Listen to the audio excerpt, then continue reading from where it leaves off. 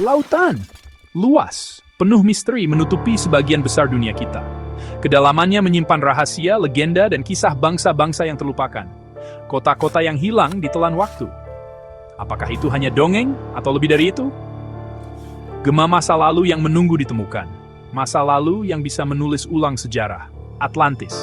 Nama itu menyulut imajinasi. Peradaban perkasa, hilang dalam sekejap. Begitu kata legenda. Daya tarik akan hal yang tak diketahui mendorong para penjelajah dan para pemimpi untuk mencari jawaban. Atlantis lebih dari sekadar cerita. Ia adalah tanda tanya besar, obsesi seluruh dunia. Bayangkan sebuah dunia tiba-tiba padam ditelan lautan. Kisahnya menjadi peringatan dan sekilas pencapaian yang luar biasa. Tapi bagaimana jika itu bukan hanya legenda? Bagaimana jika gema Atlantis masih ada, menunggu untuk ditemukan? Maju cepat ke hari ini. Pencarian Atlantis tak pernah berhenti. Kapal selam canggih memindai dasar samudra. Satelit mencari kejanggalan dari angkasa. Tapi terkadang, penemuan datang tanpa disangka-sangka. Dr. Aris Thorne, seorang arkeolog muda, sedang menggali situs Minoa di sebuah pulau terpencil di Laut Aegea. Itu penggalian biasa, sampai alat galinya mengenai sesuatu dari logam. Bukan gerabah, bukan tulang. Sesuatu yang lain. Benda itu bergetar dengan energi samar yang aneh. Ia menemukan sebuah piringan dari logam tak dikenal, berkilau warna-warni, dipenuhi simbol-simbol rumit. Beberapa simbol mirip gambaran Plato. Apakah ini artefak asli Atlantis? Piringan itu berdenyut dengan cahaya lembut dari dalam, hangat saat disentuh, seolah hidup. Ini adalah kunci, pesan dari masa lalu. Dunia menanti, menunggu jawaban. Mungkinkah ini terobosan yang selama ini kita cari? Pergi harus dimulai. Mari kita kembali ke masa lalu. Ribuan tahun silam saat Atlantis benar-benar ada. Sebuah kekuatan besar yang menurut Plato adalah hadiah dari dewa Poseidon. Sang dewa membangun tempat suci untuk Kleito yang dicintainya, jantung Atlantis. Bayangkan istana-istana dari orichalcum, logam yang bersinar bagai api. Kanal-kanal membelah kota. Teknologi canggih ada di mana-mana. Bangsa Atlantis adalah ahli teknologi ulung. Masyarakat mereka makmur, damai, dan adil. Para penguasa adalah keturunan Poseidon. Separuh dewa, separuh manusia. Atlantis adalah permata dunia kuno. Pengaruh mereka menyebar ke seberang lautan, bangsa-bangsa lain memandang dengan takjub, tak terkalahkan, tak tersentuh. Tapi bahkan cahaya paling terang pun bisa meredup, lalu padam. Kebanggaan dan ambisi akan mengubah segalanya. Kisah Atlantis bukan hanya tentang kejayaan. Kesombongan, hal yang berbahaya bagi peradaban manapun. Bangsa Atlantis, yang dulu mulia, mulai berubah. Ambisi dan keserakahan manusia mulai menguasai. Mencari ilmu bukan lagi untuk kebijaksanaan, tapi untuk kekuasaan. Kekayaan materi mengalahkan kearifan rohani. Para penguasa hidup berfoya-foya, melupakan rakyatnya. Kuil-kuil menjadi sepi, upacara terasa hampa. Para bangsawan berpesta, sementara rakyat semakin resah. Masyarakat terbelah. Ketidakadilan merajalela. Sumber daya dikuasai segelintir orang, tidak dibagi rata. Nasihat para leluhur diabaikan.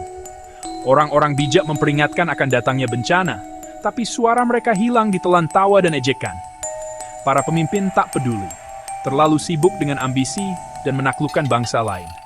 Bangsa Atlantis memulai perang yang tidak adil, ingin menguasai dunia. Teknologi mereka, yang dulu untuk kedamaian, kini menjadi senjata perang.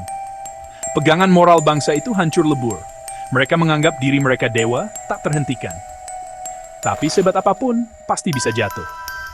Tanda-tandanya sudah jelas, tapi diabaikan. Kehancuran Atlantis tak bisa dihindari lagi. Keangkuhan mereka akan menjadi akhir riwayat mereka. Dunia menyaksikan saat cahaya Atlantis mulai redup. Akhir segalanya sudah dekat. Dan itu akan menjadi bencana yang sangat besar. Yes. Lalu datanglah peringatan. Alam murka. Bumi bergetar hebat, badai dahsyat menghantam pulau. Langit menjadi gelap, penuh pertanda buruk. Para pendeta mempersembahkan kurban, tapi para dewa tak bergeming. Hari terakhir dimulai seperti biasa, tapi keheningan yang aneh terasa di udara. Lalu, tanah bergoncang dengan ganas, gunung-gunung runtuh, bangunan-bangunan ambruk. Kepanikan melanda, tak ada tempat untuk lari. Lautan, yang dulu melindungi, kini menjadi penghancur. Gelombang raksasa datang, tsunami menelan daratan. Kanal-kanal menjadi jalur air bah yang mematikan. Istana-istana ditelan air yang bergolak. Dalam satu hari dan malam yang mengerikan, Atlantis lenyap. Tenggelam di bawah ombak, hilang selamanya.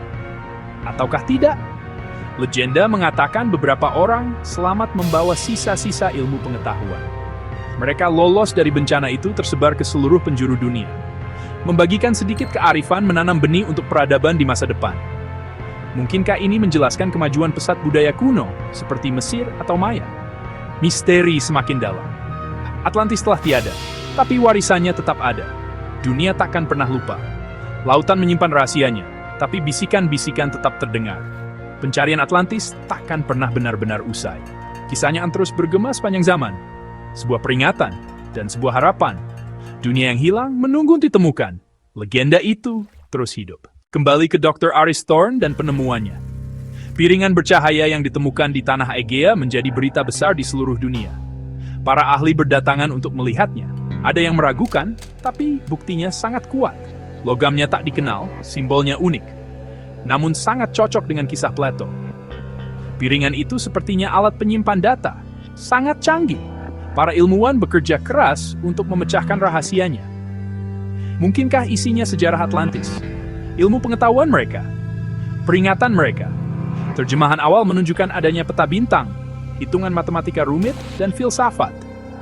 Piringan itu bercerita tentang peradaban besar, yang bangkit, berjaya, lalu runtuh. Kisahnya mirip Plato, tapi dengan rincian baru. Ini bukan dongeng, ini nyata. Penemuan itu membangkitkan kembali pencarian di seluruh dunia, dengan teknologi baru dan semangat baru. Jika satu benda saja bisa selamat, mungkinkah ada yang lain? Mungkin bahkan kotanya sendiri. Penemuan Dr. Thorne membuka lembaran baru. Pencarian Atlantis kini menjadi usaha ilmiah yang serius. Rasa ingin tahu manusia tak terbendung. Legenda itu hidup kembali. Dunia menyaksikan, penuh harap. Pencarian Atlantis telah menjadi pencarian akan kebenaran. Dan perjalanan ini masih sangat panjang.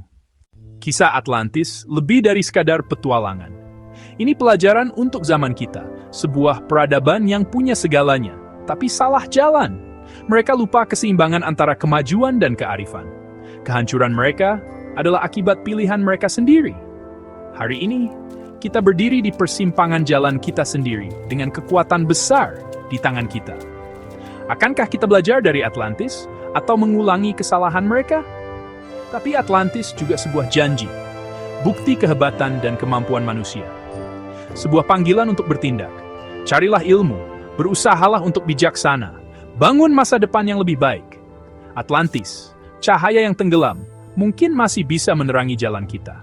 Dan bab-bab terbaiknya masih belum tertulis.